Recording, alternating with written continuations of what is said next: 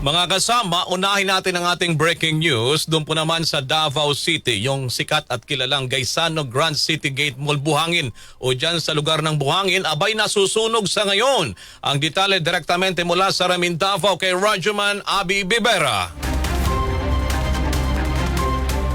Hindi naging maganda ang ikalawang araw ng taon ng mga Davaoenyo nang sinalubong ito ng malaking sunog sa ikatlong palapag ng isang mall sa Buhangin, Davao City. Batay sa ulat, umabot sa ikatlong alarm ang nasabing sunog na nagsimula kaninang alas 3:16 ng hapon. Sa panayam ng DXDC Armen Davao sa ilang empleyado ng mall, sinabi nilang agad silang lumabas ng gusali nang marinig ang alarm at nang utusan silang lumikas. Makikita sa live video ng DXDC Facebook page na sinusubukan ng mga bombero sa pag-apula ng apoy na kumalat na sa LED ball sa labas ng mall. Sa report ng Davao City Police Office, umabot na ang sunog hanggang second floor at tuluyan ng nasunog ang third floor. Hanggang nitong hapon patuloy pa rin inaapula ng mga bombero ang sunog.